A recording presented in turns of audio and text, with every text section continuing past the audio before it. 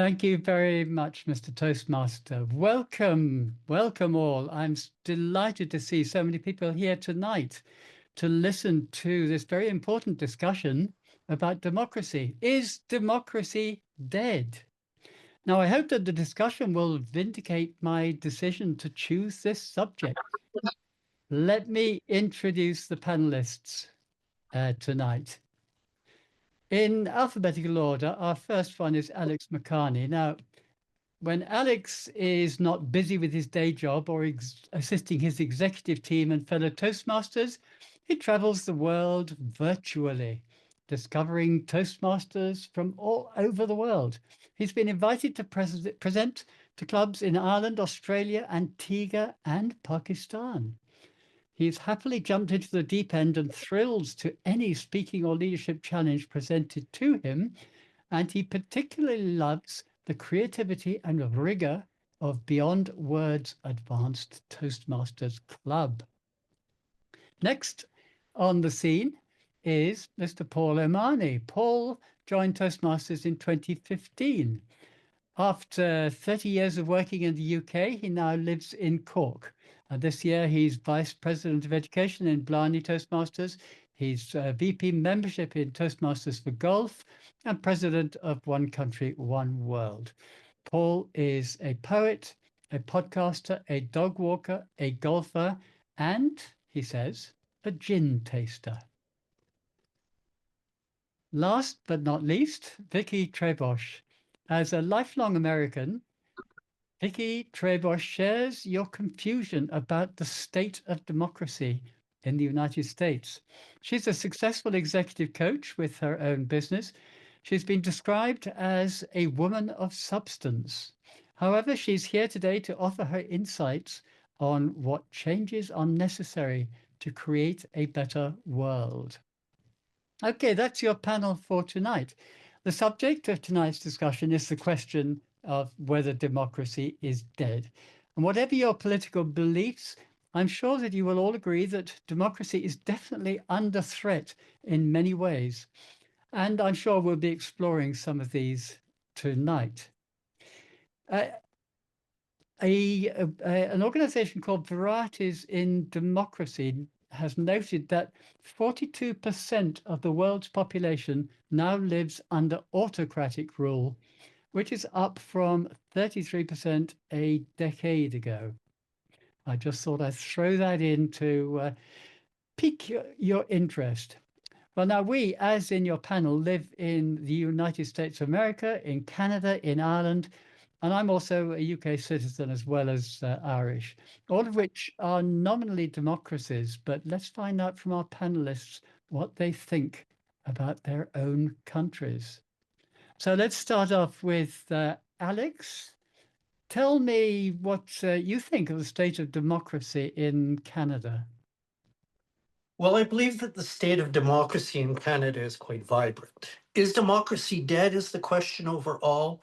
And I don't know if democracy is dead, but like a cat, it has 9 lives, 8 of which have been extinguished. But I want to vindicate myself a little bit here. The Canadian democracy is it's actually a very recent democracy. Canada only truly became independent from England in 1982 with the Constitution Act. Yes, since the Statute of Westminster in 1931, since the Confederation in 1867, according to the British North America Act, yes, we've had democracy. And we've had actually a number of democracies. There are provinces which are democratic institutions. And there's the Federation, which is also a democratic institution.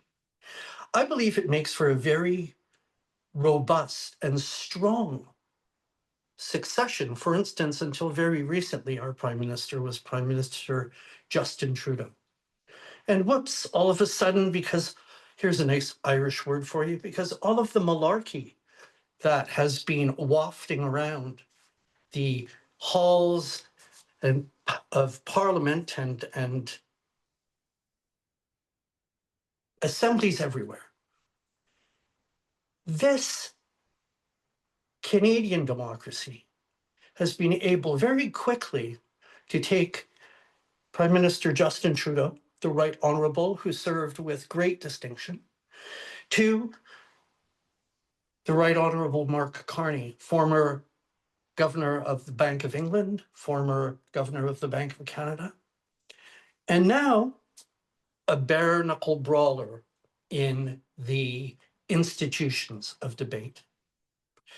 I believe that our wonderful democracy will go forward, will go from strength to strength wherever we are. We will never be a 51st state. We're never the 51st anything. We are one. We are Canada. Back to you. Thank you, Alex. Let's move on to your neighbor down below, Vicky Trabosh. Vicky from the United States of America. Vicky, how's democracy doing in America? Madam Moderator, fellow panelists, and all who are observing this discussion, welcome. I cannot vindicate the current position of the US on the world stage, but I can tell you what I think about the state of democracy in the United States. In many ways, democracy in the US is still strong. We hold regular elections, we have a free press, and a tradition of an independent judiciary. Now remember, I said tradition. But we also face great challenges. Our politics are deeply polarized. Trust in institutions is waning, and some Americans feel disconnected from the system that is supposed to represent them. Democracy here is functioning, but not flourishing. Now, I'd like to state I have no explanation for our current national leadership at this time. But what I realized from this last election is that national issues were not the driving force. Personal politics trumps, if I must say it, public politics. This is why we have the president we have today. President Trump touched the personal fears of many individuals, and the old adage, if you repeat a lie often enough, it becomes a truth, is evident in the world today. On this idea of politics becoming personal, you know, many of us do not care about the price of eggs. I've been cooking for over 60 years. I won't ask you to do the math on my age, but I'm old. If I need eggs, I go and buy them. I don't really care what the price is. I am not choosing between the cost of gas and childcare and rent and electricity. But in this country, where only about 50% of the people are invested in the stock market or 401ks, our savings scheme for retirement, 50% are struggling, at least struggling, because they have no money. They literally live paycheck to paycheck. And when you have a leader come on this world stage and say, you are losing, you need to listen to me, trust me, I will make things better, people voted from their personal fears. So for me, it is a conundrum of what has happened. I am watching the news as you all are. And while I love Canada, let me just say, and I love the fact that Canada is standing up so powerfully to the voice that is our human horn right now of Trump, I want to tell you that good people make a difference. And we are all here today because we wonder, will our voice make a difference? And I would like to submit that yes, one voice can change the world. Back to you, Madam Moderator.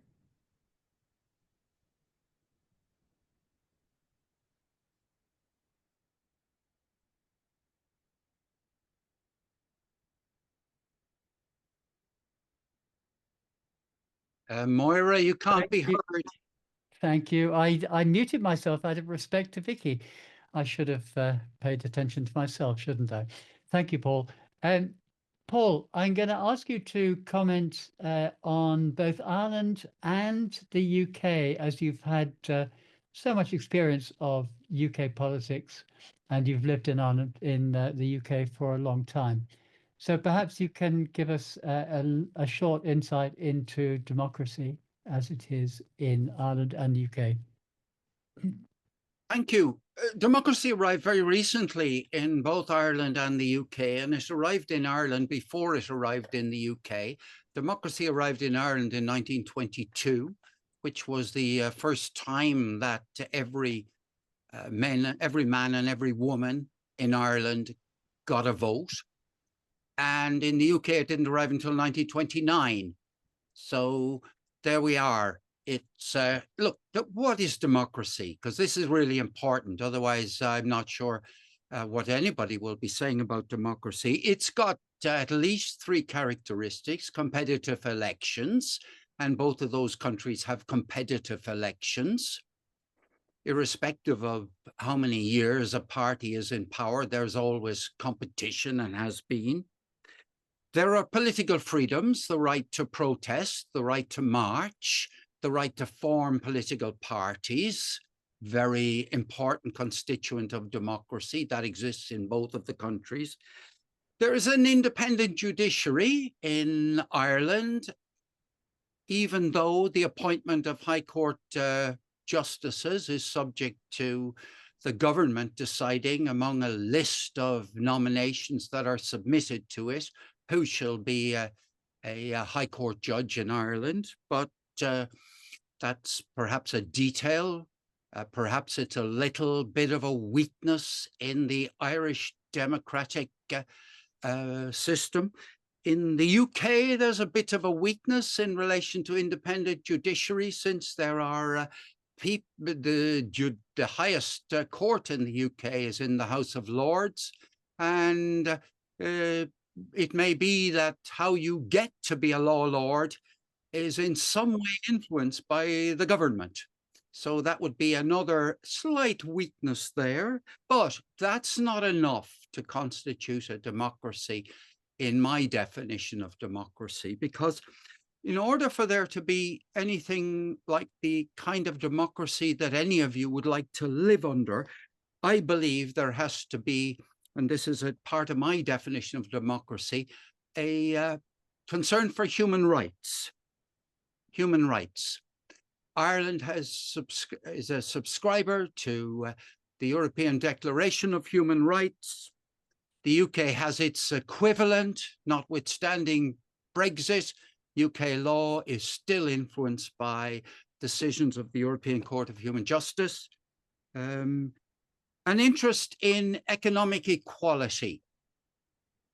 This is, to me, I'm not saying that democracy has to be characterized by economic equality. That's never existed in any society in the whole of human history, but a concern for it and a movement towards it, away from a massive inequality of wealth in the society, is, in my view, a consideration, and concern for social justice. So if you put each of those things together, I think it's possible to say that Ireland has a flourishing democracy.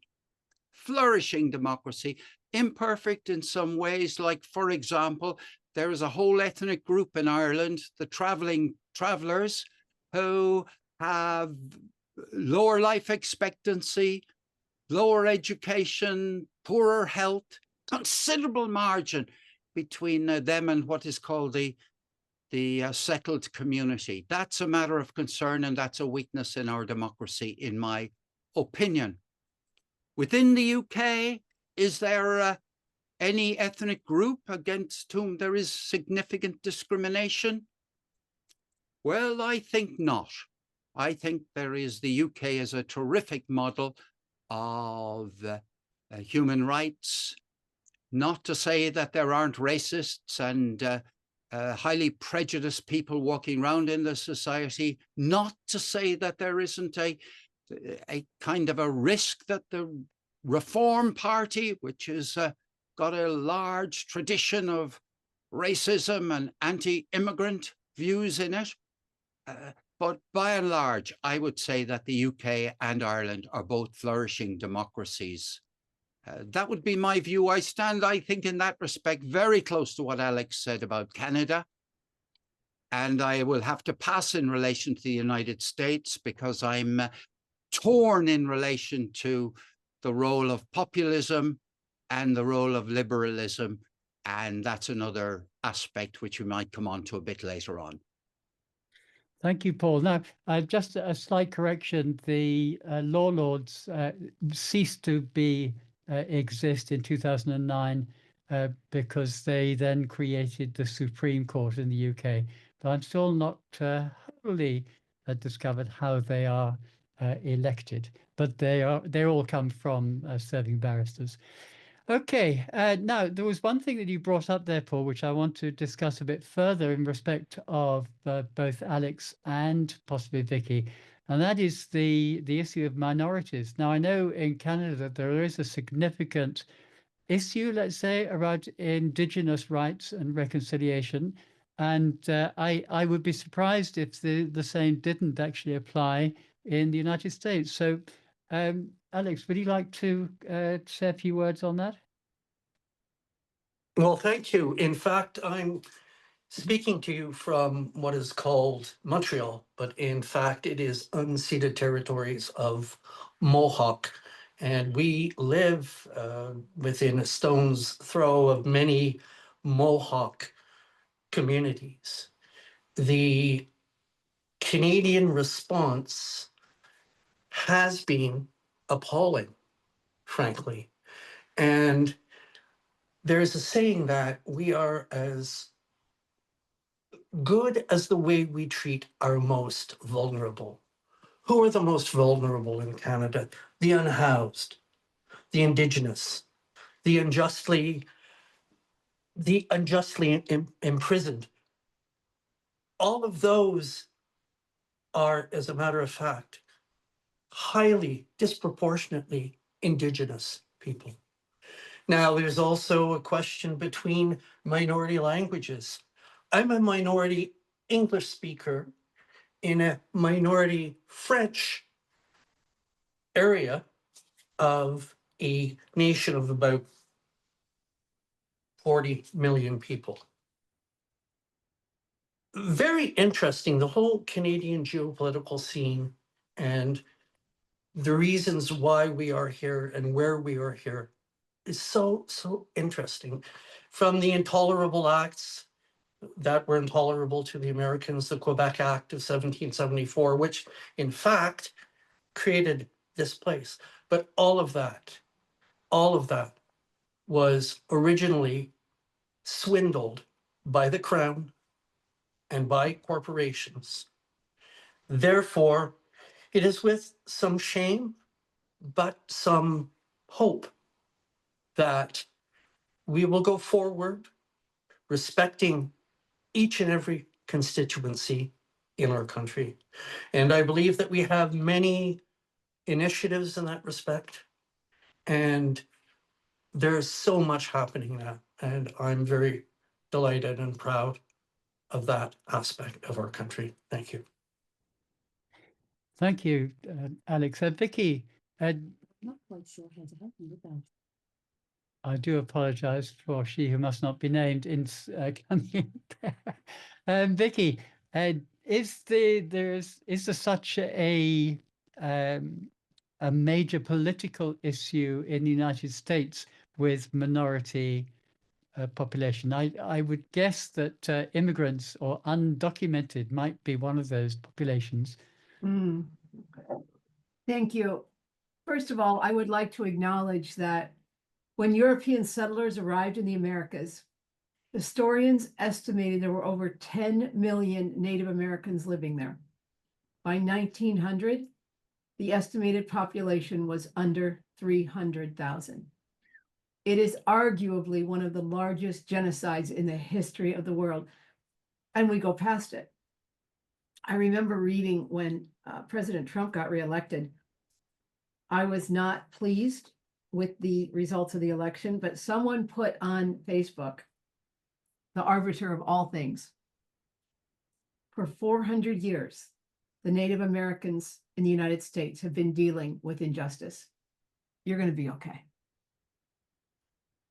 So, to your question, yes, the indigenous population of this country is still under threat, has been treated terribly, and lives on the worst land in the worst ways, and is subject to many tropes and terrible titles that are not correct.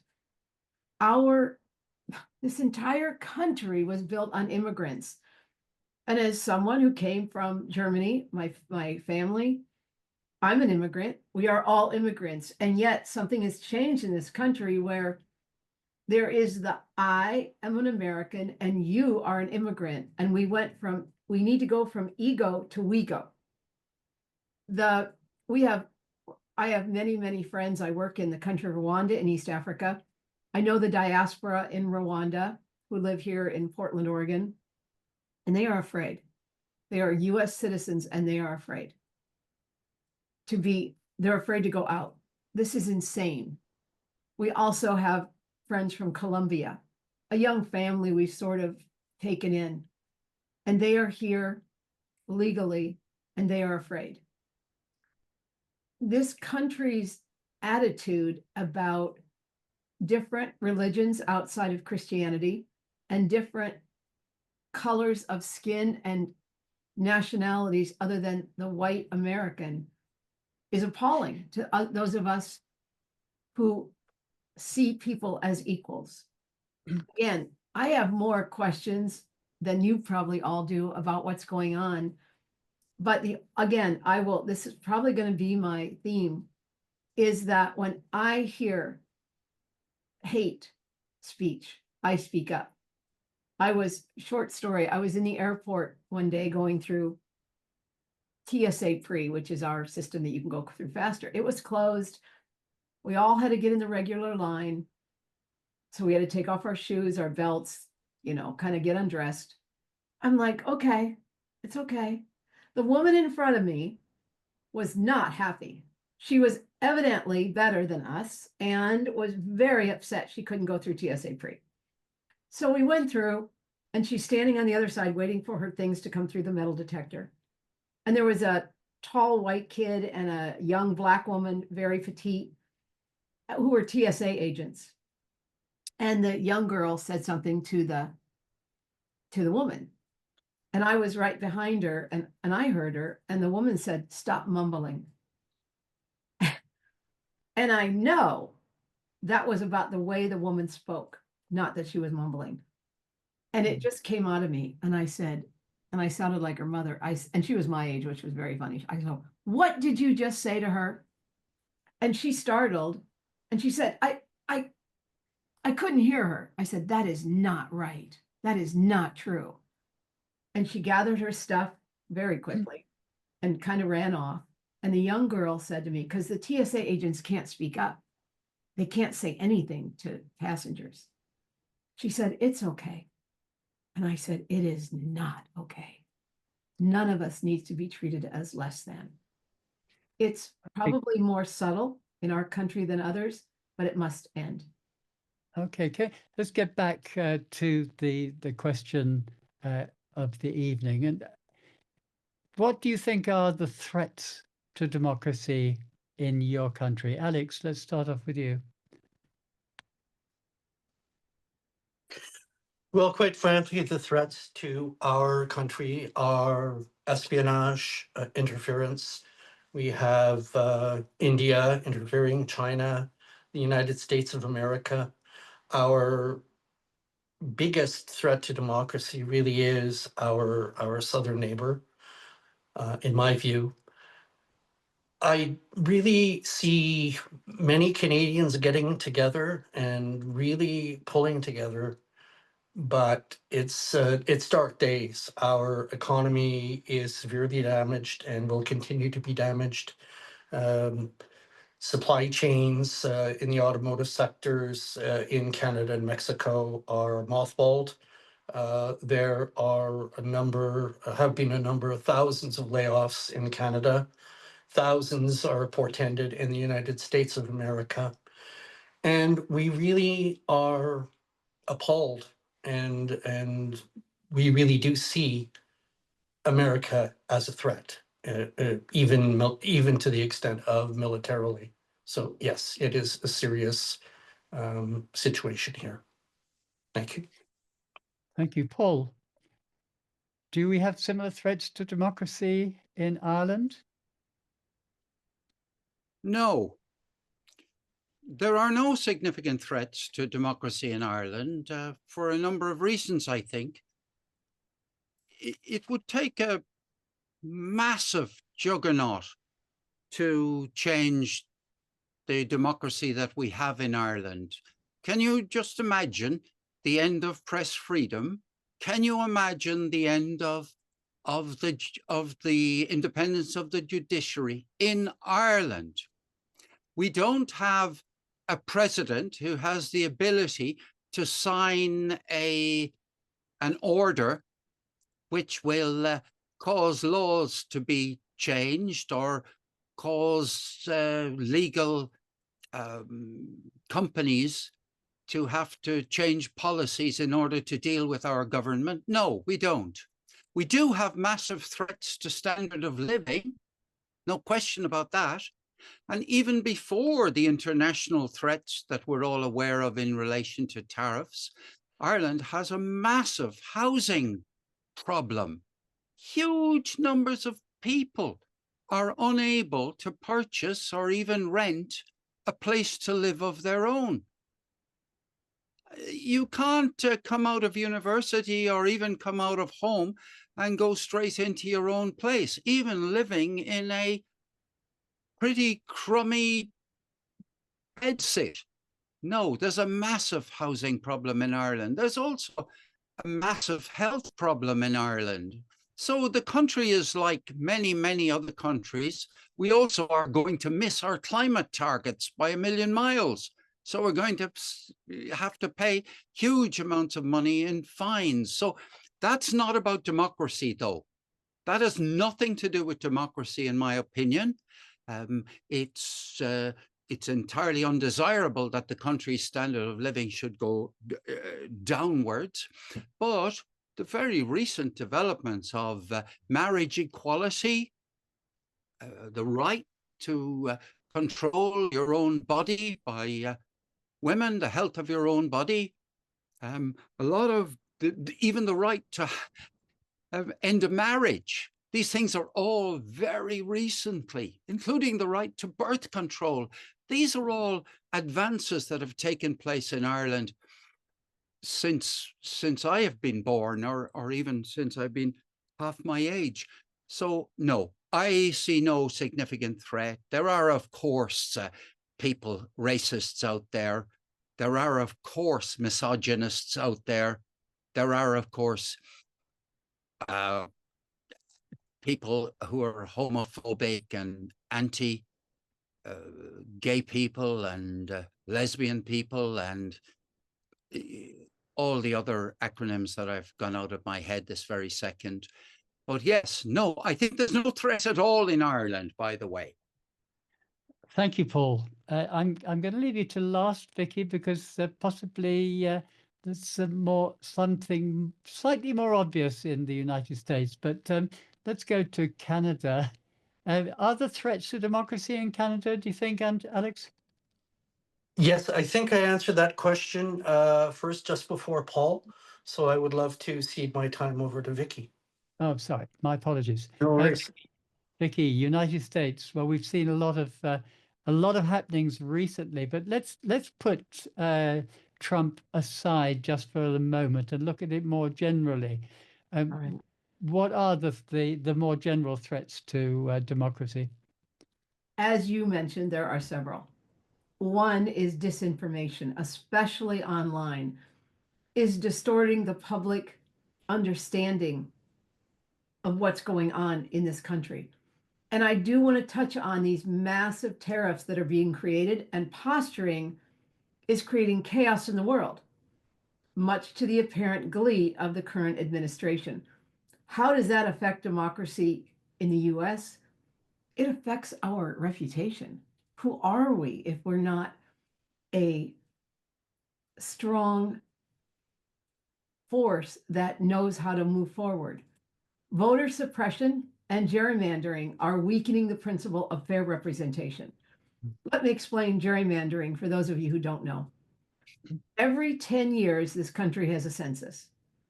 And then the states redraw their regional, legislative, and congressional districts because as communities change, redistricting is critical to our democracy. Maps need to be redrawn to ensure that districts are equally populated and comply with laws such as the Voting Rights Act. These are otherwise representative of a state's population. Now, done right, redistricting is a chance to create maps that, in the words of John Adams, their exact portrait, a miniature of the people as a whole. But sometimes the process is used to draw maps that put a thumb on the scale to manufacture election outcomes. And rather than voters choosing their representatives, gerrymandering empowers politicians to choose the voters. This tends to occur especially when line drawing is left to legislatures and one political party controls the process. So that's a huge problem. And we also have an erosion of democratic norms, like the peaceful transitions of power, which has created dangerous precedents in this country. The money in politics continues to distort priorities. The number of billionaires who are in politics in the US right now is breathtaking. And they are the proverbial tail wagging the dog, and the US is the dog. There's also a rise in political intimidation and extremism, which I find deeply worrying. Madam Moderator. Thank you for that. So let's look to the future now. And I have one difficult question, which I'd like to ask first. And that is there actually a viable alternative to our present forms of democracy? Is there another system? I used to say that my favorite political system was a benevolent dictatorship. But of course, as we all know, power corrupts and absolute power corrupts absolutely. So is there any alternative, viable alternative to our present forms of democracy? And who would like to answer that first? Go ahead, Alex.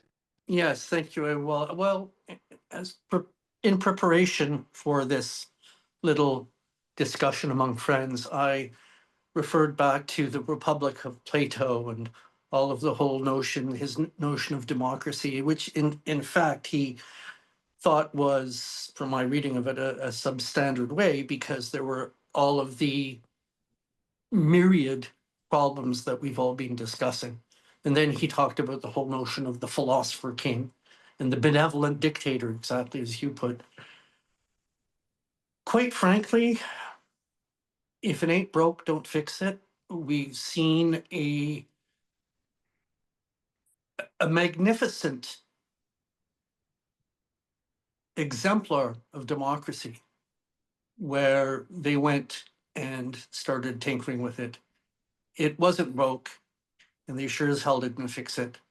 I hope to God that any other democracies around the world will not take what's going on down south as any example of a good way to go forward. I don't know if there's anything that can really, as a system. I think, though, what we can do is try to inculcate in our families, in our friends, in our coworkers, in our loved ones, compassion and respect. And we talk in Toastmasters about integrity, respect, service, and excellence. These are great bywords, but I'd like to make them incarnate. I'd like them to come alive in each and every one of us. And if we could do that, I think that would save a great deal of grief. Thank you. Thank you, Alex. I'm delighted you brought in the Toastmasters ethical things. Vicky. Well, I'd like to speak a moment on benevolent dictatorships. I have seen them be of value when a country is under threat and the leader must make decisions. The trouble is they go less from benevolent after the crisis is over to more dictatorship. So it's not really a solution. I don't know that I see an alternative to democracy, but my vision for the future of democracy is that democracy needs to evolve. We can't just defend old systems. We need to reinvent them to meet today's challenges. And now that might mean integrating new forms of participation like citizen assemblies, making space for marginalized voices, and ensuring digital rights are protected. Democracy isn't a finished product. It's a living system that needs care and adaptation.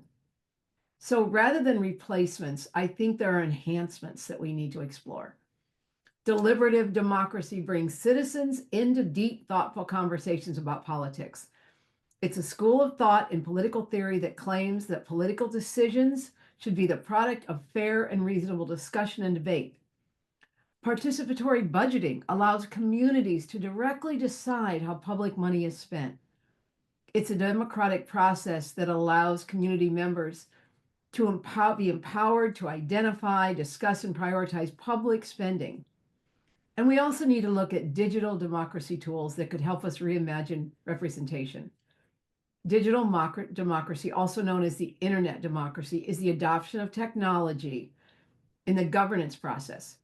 It's the application of digital tools to enrich political interaction. And though we have alternatives and enhancements, we still must hold fast to the core values of freedom, accountability, participation, and equality. Thank you very much, Vicky. Violetta, how much time do we have left? And you're muted.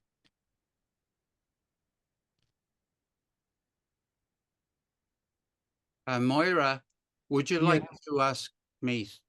Would you like to carry on as soon as the Yes, red light I goes just wanted to know how much time we have left, so that I want to give you as decent a run at this as possible.